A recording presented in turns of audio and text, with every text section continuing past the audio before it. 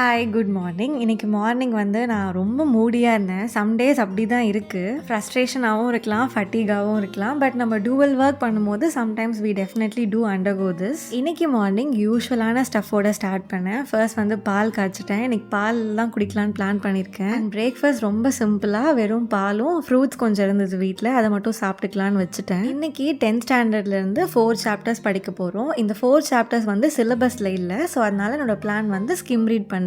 And history மட்டும்தான் நான் out of syllabus like old book படிக்கலான்னு பிளான் பண்ணியிருக்கேன். மற்ற சப்ஜெக்ட்ஸ்லாம் சிலபஸ் வைஸ் தான். இது ஸ்கிம் ரீட் பண்ணுறதுனால நான் நோட்ஸ் எடுக்க போகிறது கிடையாது. டேரெக்டாக அதிலே சும்மா அண்டர்லைன் பண்ணி மார்க் பண்ணி படிக்க போகிறேன். அண்ட் மார்னிங் வந்து ஃபர்ஸ்ட் ஒரு 1 chapter and half chapter, totally 1.5 chapters முடிக்கிறதுக்கு ஒரு 1 hour ஆச்சு சாலிடாக. மேபி உங்களுக்கு அவுட் ஆஃப் சிலபஸ் படிக்கிறது கொஞ்சம் டைம் வேஸ்ட் பண்ணுற மாதிரி கூட இருக்கலாம். பட் ஹிஸ்ட்ரி வந்து நான் போன வாட்டி எக்ஸாம் எழுதும் போது ரொம்ப டிஃபிகல்ட்டாக ஃபீல் பண்ணது அந்த பர்டிகுலர் சப்ஜெக்ட் தான். போன வாட்டி நான் ப்ரிப்பேர் பண்ணும்போது சிலபஸ் மட்டும்தான் படிச்சுட்டு போயிருந்தேன். பட் ஹிஸ்ட்ரி வந்து நான் என்ன படித்தாலும் ஒரு சாட்டிஸ்ஃபேக்ஷன் ஃபீலிங்கே வர மாட்டேங்குது. அதனால தான் ஃபுல் புக். ஸோ இப்படியே நீங்களும் ஃபாலோ பண்ணணுன்னு கிடையாது. பட் நான் இப்போ பார்த்தீங்கன்னா என்னோட positive like the subject I லைக்னு பார்த்தீங்கன்னா சயின்ஸ். ஸோ சயின்ஸ் கண்டிப்பாக நான் சிலபஸ் மட்டும்தான் படிப்பேன். அந்த மாதிரி உங்களுடைய வீக் சப்ஜெக்ட் என்னென்னு ஐடென்டிஃபை பண்ணிட்டீங்கன்னா உங்களுக்கு வந்து ஃபோக்கஸ் எதில் அதிகமாக பண்ணுறதுன்ற ஒரு கிளாரிட்டி கிடைக்கும். ஸோ ஒரு 7 o'clock ஸ்டார்ட் பண்ணேன். அரௌண்ட் ஒரு 8:15 8:30க்கெலாம் கம்ப்ளீட் பண்ணிவிட்டு நான் என்னோட ஆஃபீஸ் ஒர்க் பண்ண ஸ்டார்ட் பண்ணிட்டேன். எனக்கு ஆஃபீஸ்லேயும் நிறைய ஒர்க் இருந்தது. அண்ட் லஞ்ச் சாப்பிடும்போது அரௌண்ட் ஒரு 2 o'clock ஆகிடுச்சு. ரொம்ப சிம்பிளாக புளி சாதம் தான் சாப்பிட்டேன். ஆல்மோஸ்ட் 5 days a வீக்கே அந்த